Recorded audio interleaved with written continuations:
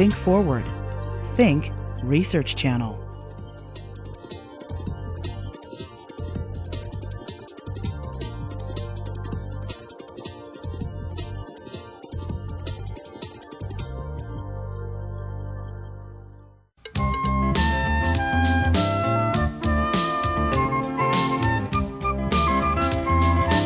Welcome to School Talk. I'm Nadjia Varney, your host, and we're coming to you from George Mason University in Fairfax, Virginia.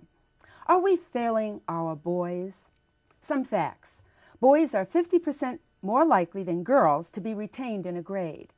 Boys are 3 to 5 times more likely than girls to have special placement for learning or reading disabilities.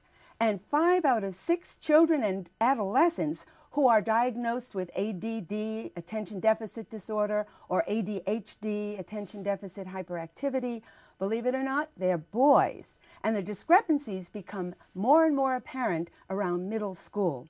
Well, my guest today, Dr. William Brozo, has been a pioneer in searching out engaging adolescent boys in reading. He's a researcher, an author, and a professor here at George Mason University. Welcome, Dr. Brozo. Thank you, Nadjia. It's a pleasure to be here. Well, you know, I think I mentioned to you offset that I was a reading specialist in the school, so I'm so excited to talk with you. But how did you get interested in focusing on literacy as a major priority in the life of boys? I think it really began when I started teaching high school in a rural community in South Carolina. The school was what you might term a de facto segregated school. It was an all-black high school. And I began noticing right off the bat that the girls were better at reading, the boys didn't read, they were struggling with reading. It was so challenging to try to get them to read. In fact, I tell a story in my book, To Be a Boy, to Be a Reader, about a particular young man who was a star basketball player on the team. He was very tall, 6'5", 6'6", something like that. And when I handed out the literature anthology on the first day of class, he knocked it off his desk. And when I reached down and picked it up and put it back on his desk, he whispered in my ear, "I can't read." And he was probably 16, 17 years old. So I know it began then in terms of really starting to focus on it as an instructional concern, as a concern for teaching reading.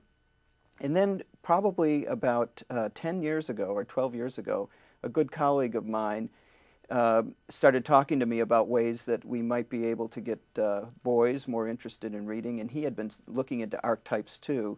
And so we decided to sort of combine our interests in it, and it really was the genesis, if you will, for the work that I've been doing and research I've been doing in that area. Well, I can see why your interest was piqued. And now I want to know why, though, you focus on, I think I'm understanding from your beginning, why you focus on preteen and teenage boys, and more importantly than just general literacy. For a couple of reasons, primarily because my areas of research focus and interest have been with adolescents and youth culture over the span of my career, which is now in higher education at least about 25 years. So it was natural for me to look principally at that age group or that area of development for male youth, but also I'm very concerned about something you alluded to in your introduction, this idea that there tends to be a slump in achievement and motivation to learn along about the intermediate grades. So somewhere after 4th or 5th grade, in fact it's referred to in the literature as the 4th grade slump. We see this decline, and it's a decline that cuts across gender. It also it's a global phenomenon, which is very interesting. But it tends to hit boys most severely, the effects of this slump. Boys have a harder time overcoming it. Boys have a harder time becoming reacquainted with literacy that they might have enjoyed when they were younger. So because of those issues primarily, trying to keep boys motivated, trying to keep them reading as they reach the middle grades, junior high, and of course high school, has been the reason I've really wanted to focus on that population and that age group. Just briefly, because I do want to get to some of the meat of what you've focused on in some of your books, but I do have to ask you, what effect has the, I would call it the emphasis or the focus on tougher standards, testing, high-stakes testing, and accountability, what effect has that had, if any, on helping boys to become more literate? I believe it hasn't been helping. And in fact, in many ways, it might be doing more to turn boys off even further from becoming actively literate. Part of what happens, I think, in schools when there's a kind of an obsession, if you will, on standards and accountability, is the curriculum becomes more narrow.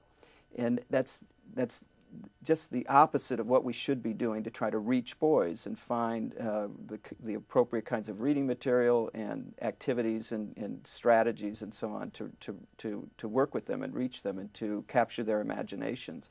So as the curriculum becomes more narrow, the range of potential texts that boys might be exposed to is limited. The range of interactive, engaging strategies that they might be exposed to are limited. So I think, in fact, it's very counterproductive in terms of trying to encourage boys to be active readers. I think that's very honest, an honest appraisal. It's not what we're supposed to say these days, but I hear this more and more from teachers everywhere. And again, another thing that continually seems to go on in our country, what we call the reading wars between the advocates of phonics and the advocates of whole language. What effect has those so-called reading wars had? Any positive or negative effects on teaching boys how to read? Yeah, that's an interesting question, and one I really don't get asked very often. I see the idea of a war as being almost irrelevant to the issue of working with boys. I really do. I mean, I know teachers who have been very successful using more skills-based approaches with boys, but they do it in a very deft way. For instance, they start with what interests boys outside of school and find ways of making bridges to the curriculum in the classroom based on those interests. I'll give you an example. In fact, going on locally, fairly locally in a school district nearby, a reading teacher with high school boys who are struggling, very low-performing readers, decided to use rap lyrics to teach word families. Now, the word families she was working with were the CH and CK sounds, like church and words like that. Digraphs, we call them sometimes. Yeah, exactly, exactly. So what she did is she had invited the students to bring in their rap lyrics. They had to be censored. They had to be clean and acceptable. And the boys were able to find lyrics that worked that way. And then go through those song lyrics and find those words that fit the family, and then use those same words as a basis for creating their own raps, which they did. Wow. So, I mean, it's again a way of honoring the unique imaginations of these young men and showing them that they, in fact, can use what interests them outside of school as a way of teaching them academic literacy in classrooms. And she's been very successful with that strategy. Well, you know, that sounds very interesting and exciting to me because there's so much rhyme, which are the families, ap, hap, cap, lap, Absolutely. you know, so that they can actually use what they're hearing on the radio. And Right. That's interesting. I think more of us need to be looking back to the days when we looked for high-interest, low-vocabulary books. You don't even hear those phrases anymore. So, but this teacher is obviously being very creative, as you are. And speaking of creativity, what a wonderful title for a book, To Be a Boy, To Be a Reader. I really enjoyed this, and the subtitle is Engaging Teen and Preteen Boys in Active Literacy. Now, in your book, and I know you have some others, but in that book, I noticed that you advocate reaching adolescent boys, and I'm going to quote your words, not mine, to use literature with positive male archetypes as entry points into active literacy. This is very interesting, using positive male archetypes as entry points into active literacy. Would you give an overall explanation before we look at the archetypes? What are you talking about? What do you mean by that? Sure, of course. Well, let's start with the notion of entry point, because that might be one that would be understandable to anyone, really. The idea for me is that an entry point text is the first text that captures your imagination as a reader. And it can occur at any time. For some of us, we're lucky enough to have an entry point into literacy at a very young age. I was probably third, fourth grade. I lived across the street from a branch of a Detroit Public Library. So I spent a lot of summer mornings there. It was a cool, comfortable place to be. A librarian sort of befriended me and started pulling aside certain books that she thought I might be interested in. And so those materials, those books, and I remember some in particular about adventure and you know, Stephen Meter was the author of these books, and they were always about adventure, typical boy fare. Those were my entry point books. Some come to an entry point into literacy much later, for one reason or another. And it can start, we all start humbly in terms of our entry point texts. It can be very simple material, but it's important to find that entry point. Now, my connection to the notion of archetypes goes something like this. It seems to me that what we could be doing with boys is we could be exposing them to all of the potential dimensions of what it means to be masculine or male. Popular culture tends to portray males, boys, in a very limited range. They're buffoons, they're macho, they're philanderers. Those images are so, kids are so steeped in those images from popular culture. And it occurred to me that if we found literature that depicted maleness in all of its dimensions, because there's some really wonderful dimensions of what it means to be masculine, boys could begin to get exposure to these texts and hopefully find them, let them serve as entry points to their lifelong journeys as readers. So that's really where I was coming from with trying to find those connections between archetypes and entry points. Interesting. I won't ask you now. I'll wait till the end of the program, but it occurred to me, I wonder what feminist people, people who feel strongly about that, what they think about what you're doing. I think once we cover the subject, there won't be any objection, but I could see people immediately saying, wait a minute, he's identifying, maleness, and, what about, what I'm getting to, the whole question about gender. But I think this is very interesting.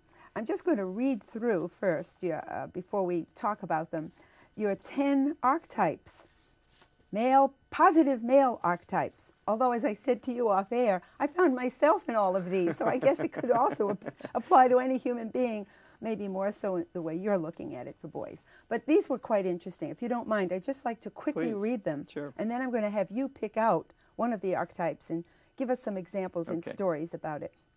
You have your choice.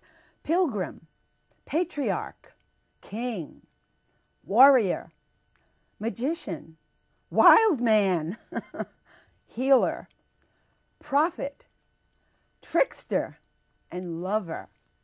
So I wonder, first of all, how you, before we pick out one, can you tell me how did you come to select these 10 archetypes? Well, the notion of archetype derives from the work of the Swiss psychologist Carl Jung. And of course, those archetypes, the notion of a positive male archetype or a male archetype, really were researched by Jung.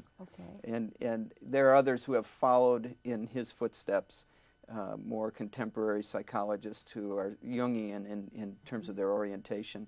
And so in reading the literature, not only from Carl Jung, but also some of these more contemporary psychologists, those 10 seem to emerge as the most prominent or salient archetypes from a positive standpoint. Of course, there are some negative male archetypes as well. We won't go in that direction, though. Boys get enough exposure to the negative archetypes. So that's where they came from. This is so interesting, this archetype idea, male positive archetypes.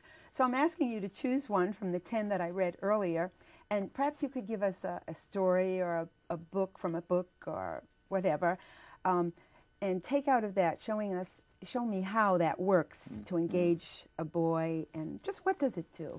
Well, I'll give you an example from some past experience.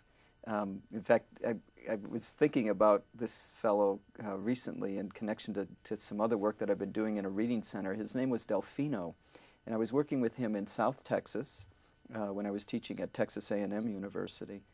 And he came to our reading center one night, and one of the first things I like to do, especially with boys, is I always want to find out what they like to do outside of school. Because you know, when you have students come to a reading center where they're supposed to get reading help and reading support, if you ask them what they like to read, typically they say nothing, because they're not readers. Yes. They don't enjoy reading. So I always ask them, what do you like to do? You know, what are your interests? What are your passions? What are your loves? How do you spend your spare time? Well, Delfino was a windsurfer. Ah. And down in Corpus Christi, Texas, they have international competitions in windsurfing, and it's a popular sport. It's not always very affordable for some kids, but he was able to get a board together, and he had some friends and so on who were also windsurfers. But he said no one really knew that about him. His teachers didn't know that about him. His coaches didn't know that about him. And in fact, he made it clear that he was kind of he was clumsy at other sports. He wasn't good at football or baseball, but he was a good windsurfer. Well, as soon as he told me that, I knew exactly which book I wanted to give him, and it was a book I had read recently by Tim Winton, who is an Australian author of young adult literature, and it's called Lockie Leonard, Human Torpedo. Now, what's the archetype here? Well, the archetype is wild man. Wild man. Wild man, Oh, okay? the archetype is wild man. That's right. Lockie is a wild man. We're going to teach these boys to be wild men. And Lockie is not a windsurfer, he's a surfer from Australia, about the same age as Delfino, a young man who is misunderstood. Okay, his teachers and coaches don't understand him. He's not very good at cricket. He's not very good at football, their form of football, soccer, but he's a great surfer. And we started reading that book together, and I could just tell Delfino was so engaged and so excited that we had actually found some text that was related enough to his own life and his own experiences. But furthermore, what's interesting about the wild man is when you really read about these archetypes from a kind of a Jungian perspective, you get past all of the modern stereotypic trappings associated with them. Because wild man is not a wild person, per se. Mm-hmm. It's just this sort of dimension of masculinity that eschews modern trappings and sanitized life, and gets to the basics, gets to the essence of what it means to be a person. And that's kind of a really neat way to think about an archetype. Many of the archetypes are like that. So the main character in this story, in Lockie Leonard, Lockie himself, really embodies lots of the wild men archetypes. For instance, he remains true to his friends. There are times when he's tempted to engage in inappropriate behavior, and he rejects it. There's some really good, he's a very honest young man, so there's some really great qualities about Lockie, and I knew that Delfino would identify and engage with this text, and of course he did. I might tell you as just a postscript here that Delfino actually, this was the first book he had ever read cover to cover, and he went on to read the next Lockie Leonard story in the series. So wow. I knew I maybe had found an entry point for him too, you know, and got him moving down that path. So that's incredible. How important the interest, your words, not mine, but captivating the interest and engaging them. Mm-hmm. But thank goodness we have people like you who are aware of how to make that little connection to find that entry point. In some of your work, I'd like to hear about another archetype, but in some of your work, I think I hear some of the strategies, well, not to get into actual strategies, but it seems that you're advocating or suggesting that the boys need to have a sense of control over their tasks. Mm-hmm. Now, how does that work in with, well, for example, Delfino's example? Mm-hmm. Yeah, I mean, the issue of control is one that permeates all of adolescence. I mean, you know, as children get older, as young people get older, they want to have more and more control over their worlds because that's what adults do. They control their worlds. And yet they go into schools where their control is still very limited. Their options are limited in terms of the kinds of text they can read. The options are limited in terms of projects and ways of expressing understanding of what they read. So that is an issue, I think, that is part of youth culture in general. But getting back to boys, I mean, I think it becomes even more poignant for them. The idea of being able to say that I own this, I understand how to do it, I can demonstrate competence with this. And of course, if literacy and reading is not a strong suit, and yet we're forcing them to expose their vulnerabilities day in and day out in school, demonstrating that they can't read, that they don't have control over their literacy, it just reinforces these negative self-images about who they are as learners and readers, and I think that's really problematic. So we need to find things that boys can read and do in school that will allow them to demonstrate their control over literacy and learning. I hate to say this, but years ago we spoke about the importance of choice. Yeah, yeah. And now with what's happening in the tougher standards movement, a lot of the choice has been taken away. And I hear you saying that. I was very impressed by hearing that the wild man can develop values such as loyalty and so forth, self-control, the things that I heard coming from you. I didn't expect to come from the archetype of, exactly, the wild man. Right. And I did mention the word strategy a few minutes ago. And I wonder if beyond just getting the really captivating material that interests the young boy, can you suggest some strategies that would help people working with adolescent boys to get them interested in reading? Sure, and of course there would be hundreds of directions we could go in here. Well, let me try to capture where I am right now, and at the simplest level, if you will, for how to reach boys. You have to have the right stuff, which is the text itself, right? At the right level, meaning it's accessible, the boy can actually read the material, it's not beyond his reading abilities, in the right ways. So the right stuff at the right level in the right ways. And the right ways gets to the strategies you're talking about, how teachers organize classrooms, what they do in terms of the interactions with boys and other youth, the kinds of activities or options for expression that boys might be given when they read a text or look at a text. So there are lots of different directions we can go in. I think I've already mentioned one of the best that I've seen recently when I was talking about the teacher who used the rap lyrics that these young men really enjoyed, and let that become a way of honoring their outside of school interests in classrooms to also build academic literacy. But there are many, many strategies that could be used that allow for more interaction, more active learning, more choice in terms of expression and so on. But of course that text is critical, making sure that an appropriate text is introduced and given to young men, I think. I'm glad you said that right at the end there, because no matter how smart and how clever a teacher could be, if the text is totally boring, I know I've read I have triplet grandchildren, and I was reading a bedtime story to them, and it was chosen by one of the girls. And I heard my little grandson in the next room very quietly saying, "Boring." So I think there is a difference in what children and youngsters choose, male and female. I was very impressed in your book that your dedication said, if I have it correct here, you're dedicating, the book is to be a boy, to be a reader, and the dedication says, "To the first man I saw reading, my father." Right. How important are parents and the people in one's community relating to adolescent reading and literacy? Every adult who interacts with a young man has the potential to enrich his life by demonstrating the power of literacy, both for personal and professional reasons. And so it could be a clergyman, it could be the garage mechanic, it could be just about anyone who interacts with a young man who can help enrich and give him a sense that reading is critical, it's important, but also it can be something that can be personally uplifting and help a young man find an identity and become acquainted with his own identity. And I have many stories. In fact, I dedicated the final chapter or section of To Be a Boy, to Be a Reader to talk about many different individuals from the community who have been able to enrich boys' reading. And it's surprising to find, to discover where some of these people come from.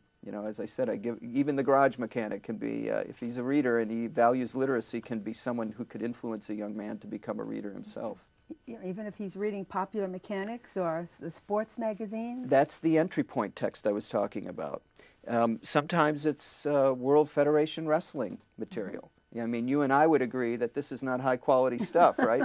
But it's not my interest. It's right not now. your interest, but it could be the entry point text for a young man. And again, we never know where his journey might take him. But the point is, we have to at least get him into the literacy, get him on that literacy path. And so we have to be open, I think, initially to their initial selections of text. And I'm so glad that you went beyond just the father, and your father was obviously a reader, because we hear so much about homes today, children raised in homes without fathers. Exactly. So your answer was just so encouraging that it doesn't have to be one's immediate biological father, Right. but the fact of having models and seeing other people reading. I wonder if you're, I'm sure you are, like all of us, having some struggles with getting these ideas out. So what is your greatest disappointment or frustration right now in trying to get people to engage adolescent boys in the ways that you're talking about? My biggest frustration these days, Nadjia, have to do with how culture, and our popular culture in general, continues to stereotype boys, that they won't be, they're not capable of becoming thoughtful, lifelong readers. That in fact reading is not necessarily an important attribute of what it means to be a male in American society. That you know, because it requires a kind of time out, it requires repose. You have to sit quietly with a book, and boys are portrayed as active. You know, gross motor activity is big. Sports and so on are what boys engage in. So that's my biggest frustration. And I would like to have time, and I don't, with the only 20 seconds or so left, to ask you the greatest achievement. But I'm going to say one of the greatest achievements is having people like you write a boy, to be a reader, and now coming out 50 content area strategies for adolescent literacy. I wish I had that book when I was teaching. So I think that's a great achievement. And thank you so much for joining us. Well, thank you for having me. It was my pleasure. You're welcome.